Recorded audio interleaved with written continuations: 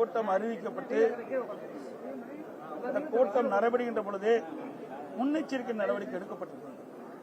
இதற்கு முன்பு இதே கட்சி டிவிகே கட்சி 4 மாவட்டத்தில் அவருடைய தேர்தல் பிரச்சார கூட்டத்தை நடத்தியிருக்கிறார்கள். அந்த 4 கூட்டத்திலும் எப்படி மக்கள் கலந்து கொள்கிறார்கள், எப்படிப்பட்ட நிலைமை என்பதையெல்லாம் ஆய்வு செய்து அதற்கு ஏற்றவாறு முழுமையான பாதுகாப்பு கொடுத்திருக்க வேண்டும் அரசாங்கம், காவல்துறை. அதேபோல அந்த பாதுகாப்பு குறைபாடுகள் இருப்பதாக தொலைக்காட்சியில் பார்க்கின்ற பொழுது தெளிவாக தெரிகிறது. ஏற்கனவே நடந்த மாவட்டத்தில் நடந்த டிவிகே அந்த பிரச்சார கூட்டத்திலும் முழுமையான பாதுகாப்பு வழங்கப்பட்டதாக தெரியவில்லை. இதெல்லாம் தொலைக்காட்சியில் பார்த்துதான் நான் இதை குறிப்பிடுகிறேன். அதோட இந்த கட்சி மட்டுமல்ல, அனைத்து இந்திய அண்ணா திராவிட முன்னேற்ற கழகத்தின் சார்பாக நான் எழுச்சி பயணம் மேற்கொண்டிருக்கின்றேன். அந்த நிகழ்ச்சியில் கூட காவல்துறை எங்களுக்கு முழுமையான பாதுகாப்பு கொடுக்கிறேன். ஒரு 3-4 மாவட்டத்தில் பாதுகாப்பு கொடுத்தாங்க. இது எந்த மாவட்டத்திலுமே இந்த பொதுக்கூட்டம் நடைபெறுகின்ற இடத்தில் காவலர்கள் அந்த பொதுமக்களுக்கு அதாவது இப்படி கூட்ட நெரிசல் ஏற்பட்டால் அதை ஒழுங்குபடுத்துகின்ற பணியில் ஈடுபடவில்லை. அதே நேரத்தில் ஆளுங்கட்சியை சேர்ந்தவர்கள் இன்றைக்கு முதலமைச்சரோ துணை முதலமைச்சரோ மற்ற அமைச்சர்களோ அல்லது திமுக கட்சி கூட்டம் நடைபெற்ற பொழுது ஆயிரக்கணக்கான காவலர்களை நியமிக்கின்றார்கள். அவர்களுக்கு பாதுகாப்பு. இந்த அரசாங்கம் ஒருதலை பட்சமாக நடக்கின்றது. இதை இந்த கட்சி அந்த கட்சி என்று பார்க்கக்கூடாது. ஆளுங்கட்சி எதிர்கட்சி என்று பாராம நடுநிலையோடு இந்த அரசாங்கம் செயல்பட வேண்டும். காவல்துறை நடுநிலையோடு செயல்பட வேண்டும். இன்றைக்கு அனைத்து இந்திய அண்ணா திராவிட முன்னேற்ற கழகம் ஆட்சி இருக்கின்ற பொழுது பல்லாயிரக்கணக்கான போராட்டங்கள் நடந்தது. அத்தனை போராட்டங்கள் அனுமதி கொடுத்தோம், முழுமையான பாதுகாப்பு கொடுத்தோம். இப்படிப்பட்ட நிகழ்வுகள் எங்களுடைய ஆட்சியிலே நடைபெறவில்லை. ஆனால் திராவிட முன்னேற்ற கழகம் ஆட்சிக்கு வந்த பிறகு கூட்டம் நடத்துவதே பெரிய சிரமம். நீதிமன்றத்திற்கு சென்றுதான் அந்த நீதிமன்றத்தின் மூலமாக அனுமதி பெற்றுதான் கூட்டம் நடத்த வேண்டிய சூழ்நிலை இருக்கின்றது. அப்படி கூட்டம் நடத்துகின்ற சூழ்நிலை இருக்கின்ற பொழுதும் நீதிமன்றம் முறையாக பாதுகாப்பு வழங்க வேண்டும் என்று உத்தரவு பிறப்பிக்கப்பட்டால் கூட இந்த அரசு காவல்துறைகள் எதிர்க்கட்சி என்ற பார்வையில் முழுமையான பாதுகாப்பு கொடுப்பதில்லை. இந்த முழுமையான பாதுகாப்பு கொடுக்கப்பட்டிருந்தால் இந்த தள்ளுமுள்களை சரி செய்திருக்கலாம், இந்த உயிரிழப்பை தவிர்த்திருக்கலாம். அதோடு ஒரு அரசியல் கட்சி தலைவரும் அதை கூர்ந்து கவனிக்க வேண்டும். இன்னைக்கு 4 மாவட்டத்தில் அவர் சுற்றுப்பயணம் செய்திருக்கிறார். 6 மாவட்டத்தில் சுற்றுப்பயணம் செய்கின்ற பொழுது ஒவ்வொரு மாவட்டத்திலும் எப்படி இருக்கின்றது, அதுல என்னென்ன குறைபாடுகள் இருக்கின்றன, அந்த குறைபாடு எப்படி சரி செய்ய வேண்டும் என்று அவர்களும் அந்த ஆலோசனை பெற்று அதற்கு ஏற்றவாறு அவர்களும் முன்னேற்பாட்டோடு அந்த கூட்டத்தை நடத்த வேண்டும். ஏன்னால் எல்லாமே விலை மதிக்க முடியாத உயிர்கள். ஒரு அரசியல் கட்சி கூட்டம் நடத்தும் என்று சொன்னால் அந்த கட்சியுடைய பாதுகாப்பை நம்பி, அரசாங்கத்தை நம்பி, காவல்துறை நம்பித்தான் பொதுமக்கள் அந்த பொதுக்கூட்டத்தில் கலந்து கொள்கின்றார்கள். அரசாங்கமும் காவல்துறையும் பொதுக்கூட்டத்தில் நடைபெறுவதற்கு பாதுகாப்பு வழங்க வேண்டும். அதேபோல அரசியல் கட்சி தலைவர்களும் அங்கே குழுவிட கூட்டத்திற்கு ஏற்றவாறு தாங்கள் நடந்து கொள்ள வேண்டும். ஆகவே காலையிலே இன்றைக்கு ஒரு நேரத்தை குறிப்பிடுகிறார்கள். அந்த நேரத்திலே பொதுக்கூட்டம் நடத்துவதில்லை. பல மணி நேரம் கழித்து பொதுக்கூட்டம் நடக்கின்ற பொழுது அதில் சில பிரச்சனைகள் ஏற்படுகின்றன. இதையெல்லாம் தவிர்த்துக் கொள்ள வேண்டும். இது நான் யாரையும் குற்றம் சொல்லி இந்த நேரத்தில் குற்றம் சொல்வது பொருத்தமாக இருக்காது. விலை மதிக்க முடியாத நாம் உயிரை இழந்திருக்கின்றோம். இதுவரை தமிழகம் மட்டுமல்ல, இந்தியாவிலேயே ஒரு அரசியல் கட்சி நடத்துகின்ற பொதுக்கூட்டத்தில் இவ்வளவு உயிரிழப்பு ஏற்படுகிறது. இன்றைக்கு தமிழகத்தில் நம்முடைய சகோதர சகோதரிகள் இன்றைக்கு விலை மதிக்க முடியாத உயிரை நாம் இழந்திருக்கின்ற நேரத்தில் மிகுந்த அதிர்ச்சியும் வேதனையும் வருகிறது. இந்த கட்சி அந்த கட்சி என்றெல்லாம் பார்க்க பொதுமக்கள் என்ற கண்ணோட்டத்தோடு நாங்கள் பார்க்கிறோம். ஆகவே இது மிகுந்த வேதனையோடு இந்த கருத்தை நான் தெரிவிக்கின்றேன். ஆகவே இன்று அரசியல் கட்சி தலைவர்கள் இன்றைக்கு எதையும் சிந்தித்துள்ளார். அனைத்து இந்திய அண்ணா திராவிட முன்னேற்ற அல்லது பல்வேறு கட்சிகள் தமிழகத்தில் இருக்கின்றன. அவர்களும் பல பொதுக்கூட்டங்களை நடத்தியிருக்கின்றார்கள். அனுபவம் இருக்கின்றது.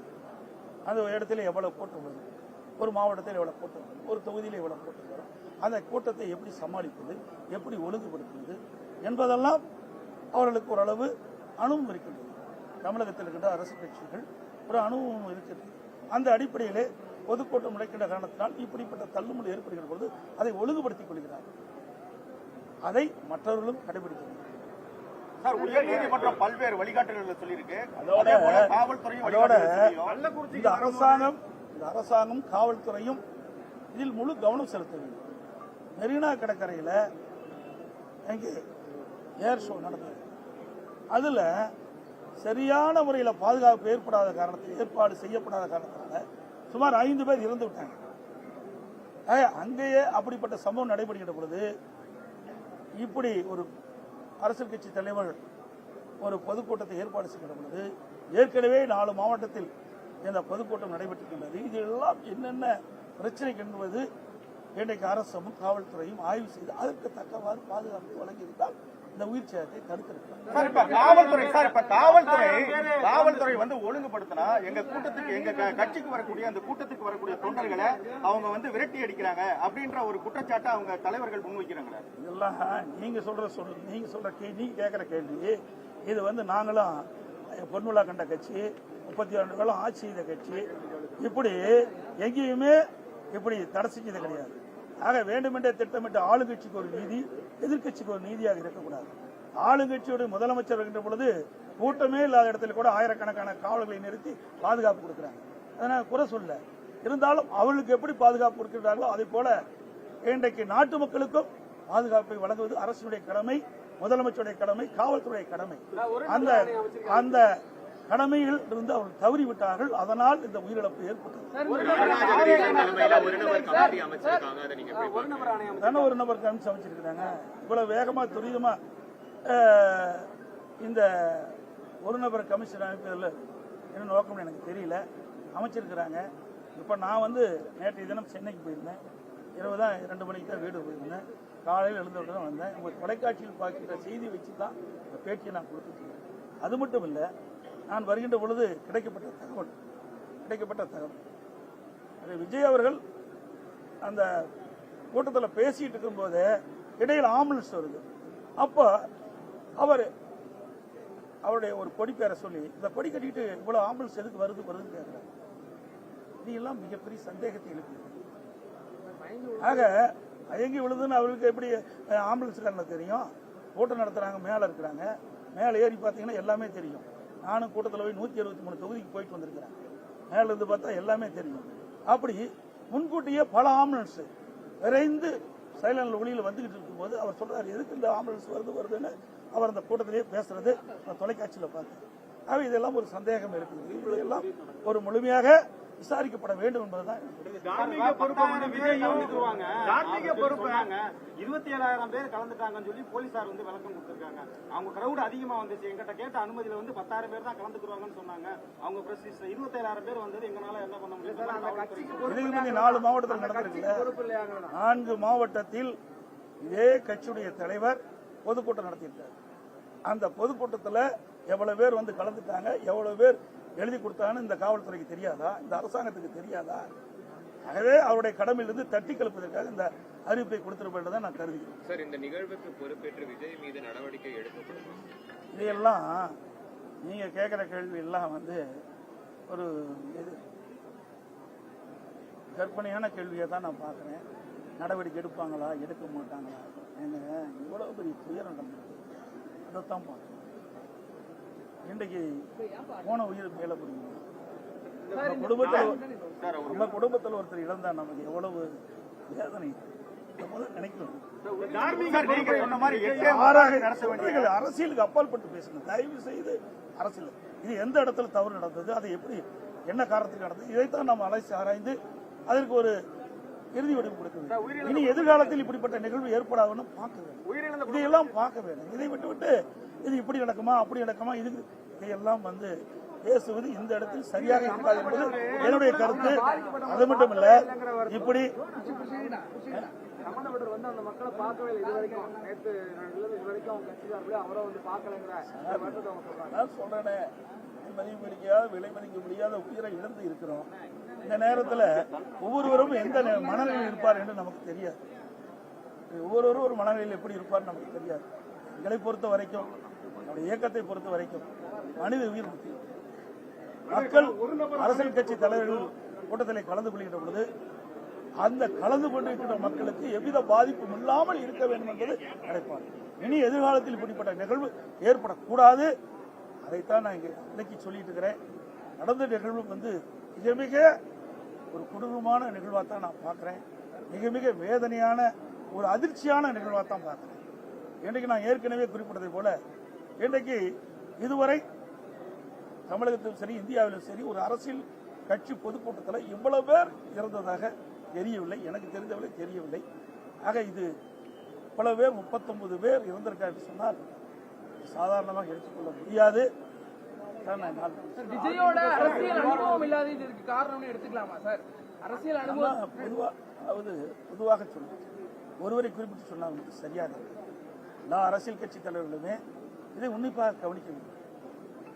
இன்றைக்கு மற்ற கட்சிகள் எல்லாம் அனுபவம் உள்ள கட்சிகள்.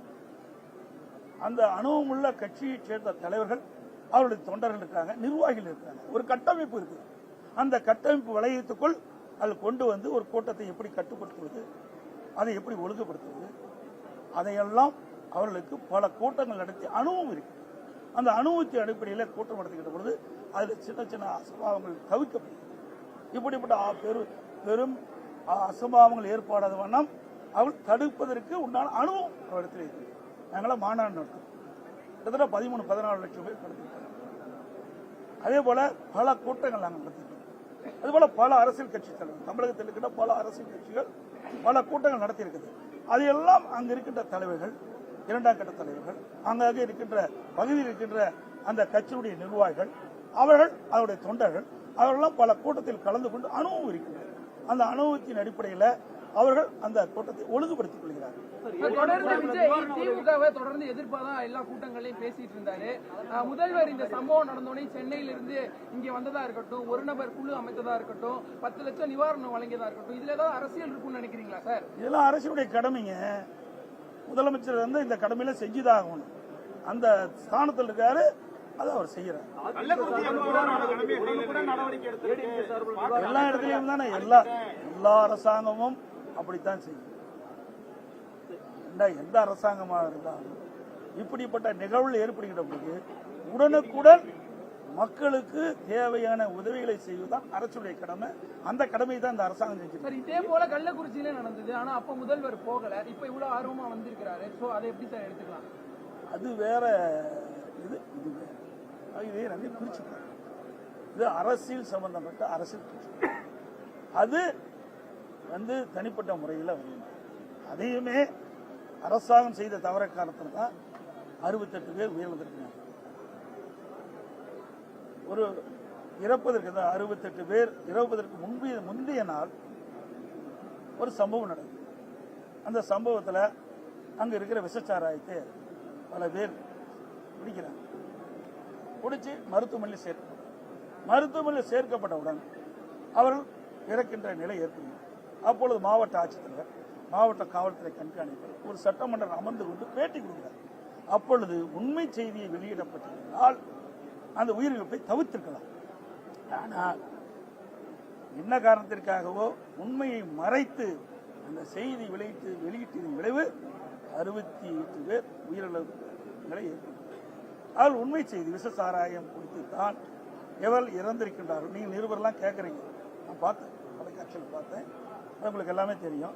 நீங்கள் இந்த கேள்வி கேட்கும்போது அதெல்லாம் இல்லை, அவள் உடல்நிலை சரியில்லாத காரணத்தில் பல்வேறு காரணத்தை மாவட்ட ஆட்சியர் சொல்கிறார், அதனால் அவள் இறந்து விட்டார் என்ற செய்தியை சொல்கிறார். ஆக உண்மை நிலையை அவர்கள் சொல்லியிருந்தால் அடுத்த நாள் இவர்கள் இறந்துட்டாங்கள முந்தைய நாள், அடுத்த நாள் துக்கம் விசாரிக்க சென்றவர்கள் இந்த விஷசாராயத்தை குடித்திருக்க மாட்டார்கள், உயிரிழப்பை தவிர்த்திருக்கலாம். ஆனால் மாவட்ட ஆட்சித்தலைவர் யாரை காப்பாற்ற வேண்டும் என்ற நோக்கத்திற்காக உண்மையை மறைத்து தவறான செய்தியை ஊடகத்தின் பத்திரிகையின் வாயிலாக வெளியிட்டதன் விளைவு அடுத்த நாள் அந்த இறந்தவர்களுடைய துக்கத்திற்கு சென்றவர்கள் அங்கே விற்கப்பட்ட விஷசாராயத்தை குடித்த காரணத்தினால் இறந்திருக்கிறார். இதுக்கு முழுக்க அரசாங்கம் தான் காரணம். அவர்கள் தான் இதை ஏற்றுக்கொள்ள வேண்டும். அதனாலதான் முதலமைச்சர் அங்கு போய் அங்கே பாதிக்கப்பட்டவர்களை சந்திக்கவில்லை என்று நான் கருதுகிறேன். இது போன்ற சம்பவங்கள் நடந்த பிறகு பல கூட்டங்களை நடத்திட்டாரு. அதே மாதிரி தொடர்ந்து காவல்துறை வந்து பாதுகாப்பு கொடுத்திருக்காங்க. இப்ப வரை நடைபெற்றுள்ள எதிர்க்கட்சி தலைவரா இவங்க அந்த அரசாங்கத்தோட நடவடிக்கை எப்படி சார் இருக்கு? இந்த அதான் பாதுகாப்பு எல்லாமே ஏற்கனவே நான் சொல்லியிருக்கேன். பல விளக்க சொல்லியிருக்கேன். நான் சொன்ன விளக்கெல்லாம் உங்களுக்கு நல்லா புரிஞ்சிருக்குன்னு நினைக்கிறேன். ஒரு அரசாங்கம் ஒரு அரசியல் கட்சி பொதுக்கூட்டம் நடத்துகின்ற பொழுது அதற்கு முழு பாதுகாப்பு கொடுப்பது அரசின் கடமை, காவல்துறை கடமை. எதை அவர்கள் முறையாக செய்யவில்லை என்பதுதான் இன்றைக்கு ஊடகத்திலும் பத்திரிகையிலும் வர செய்தியின் மூலமாக நான் தெரியும். இதெல்லாம் நான் உங்களுடைய ஊடகத்தில் பார்த்து தான் சொல்லியிருக்கேன் சார். இது எங்களை பொறுத்த வரைக்கும் விலை மதிக்க முடியாத இவ்வளவு நிவாரணம் கொடுத்தாலும் ஈடாக. ஏன்னா அரசாங்கம் நிவாரணத்தை நிவாரணம் அறிவிக்கப்பட்டிருக்கிறது. என்னுடைய தலைமை பொறுப்பாளர் இது போன்ற சம்பவம் நடந்த பிறகு விஜய்க்கு ஒரு எதிர்க்கட்சி தலைவரா நீங்க கொடுக்கக்கூடிய அறிவுரைனா என்னன்னு சார் எடுத்துக்கலாம்? சார், ஒரு கட்சி தலைவர் இன்னொரு கட்சி தலைவருக்கு அறிவுரைலாம் சொல்ல முடியாது. அது ஏற்புடையதும் இருக்காது. அது அரசாங்கம் தான் அந்த அடையாளத்தை கண்டுபிடித்து பத்திரிகையிலே உங்களுடைய ஊடகத்திலையும் பத்திரிகையிலையும் அவருடைய புகைப்படத்தை வெளியிட்டு அதன் மூலமாக அடையாளம் கண்டுபிட்டு அந்த உடலை உரிய இடத்தில் ஒப்படைக்கும். ஆனா இப்ப ஒரு நபர் ஆணை வந்து அனைத்து அமைச்சிருக்காங்க. அது விஜய்க்கு அவங்க வந்து மறைமுகமா கொடுக்கிற எச்சரிக்கையோ இல்ல என்ன வேணாலும் அவங்க முடிவு எடுக்கலாம். மிஷின் அமைத்த பிறகு இப்படித்தான் வரும் அப்படித்தான் வரும் என்று நீங்க கேட்கின்ற கேள்விக்கு என்னால் கமிஷன் அமைக்கப்பட்டிருக்கிறது. கமிஷனுடைய அறிக்கை வெளிவந்த பிறகுதான் உங்களுடைய கேள்விக்கு பதில் சொல்ல முடியும். அதே போல இந்த டிவிக்கு பொதுக்கூட்டத்தில் கலந்து கொண்டு கூட்ட நெரிசலில் சிக்கி இன்றைக்கு 39 பேர் இறந்து விட்டார்கள். 2 பேர் அபாயக்கட்டத்தில் இருக்கிறார்கள். பல பேர் சிகிச்சை பெற்று வருகிறார்கள். இறந்தவருடைய குடும்பத்திற்கு அனைத்து இந்திய அண்ணா திராவிட முன்னேற்ற கழகத்தின் சார்பாக ஆழ்ந்த அனுதாபத்தை இரங்கலை தெரிவித்ததோடு அவர்களுக்கு நிதியுதவி வழங்க வேண்டும் என்று நேற்றையே தெரிவித்தேன். அதன்படி அரசாங்கம் அறிவித்தது. அதேபோல மருத்துவமனையிலே சிகிச்சை பெறுகின்றவர்கள் பூர்ண குணமடைய வேண்டும் என்று இறைவனை பிரார்த்திக்கிறேன்.